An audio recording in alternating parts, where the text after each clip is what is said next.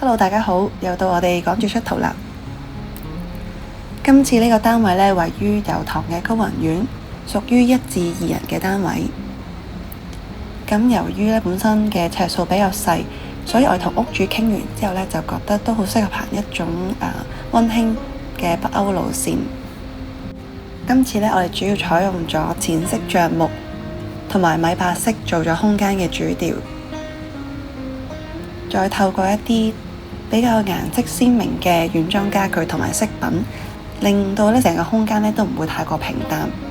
同時都保留到一種活潑嘅生活感。咁今次嘅設計重點呢有3樣嘅，分別呢就係結合多功能嘅定制家私、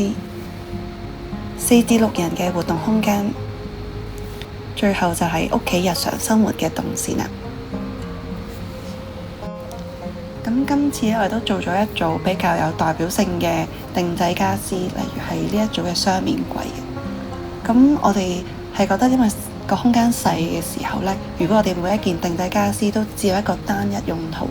咁其實就會好浪費一啲嘅空間。咁例如佢喺玄關位置呢，其實就有一組嘅鞋櫃，方便日常出入使用。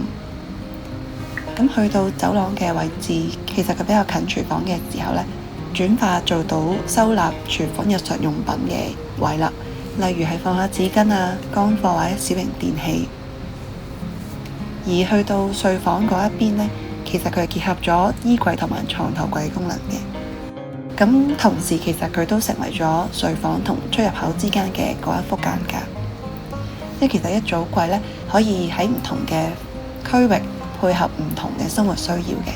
呢一種做法就唔單止可以增加到個收納，而係令到成個空間運用得更加彈性同埋完整。又例如睡房嘅房門，我哋呢度用咗長虹玻璃嘅趟接門，一嚟令到朝早有自然光線引入到房間啦。另外就係打開之後呢，成個空間會更加大，方便整理床單同埋打開有牙床架嘅。咁同時閂埋門之後呢，都保持到嗰個私隱度。由於屋主平時都好鍾意邀請屋企人啊同埋朋友上嚟食飯，咁所以今次其中一個設計重點呢，就係點樣喺一個有限空間裏面，仍然保留到一個適合4至6人社交嘅空間。咁由於如果細單位呢，擺一啲大型家私呢，空間就會好容易變得好壓迫啊，好擠擁啊，咁所以我哋喺客飯廳同睡房嘅比例上面呢，花咗唔少時間去平衡。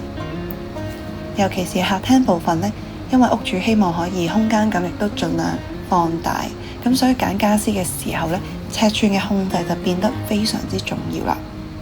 就建議揀一啲線條簡單啦、比例比較輕巧啲嘅設計，令到個視線呢有個自然嘅延伸，咁整個客廳睇落就會比較開揚啲啦。咁仲有一樣呢，就係我哋花咗好多時間去研究嘅部分，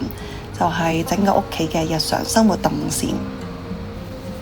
因為好多時呢，設計嘅時候都唔係淨係睇可能效果圖好靚啊，咁我哋都要住落去嘅時候呢，去感受每一個生活細節係咪真係咁順手，係咪真係咁方便。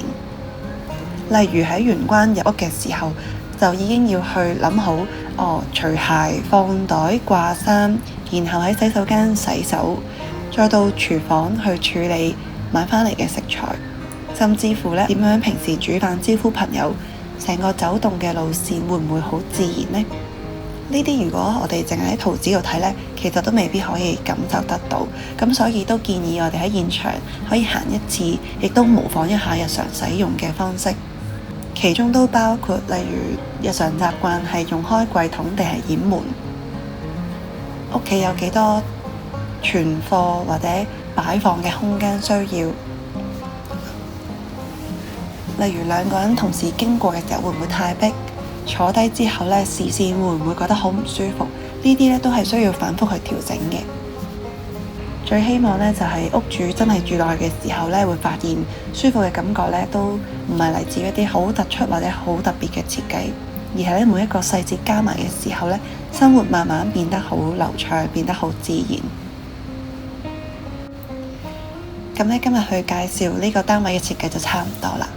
我自己覺得做呢一個 project 嘅時候呢，同個屋主嘅溝通十分重要。咁佢哋都好信任我哋啦，亦都俾咗好多選擇同發揮嘅空間我哋，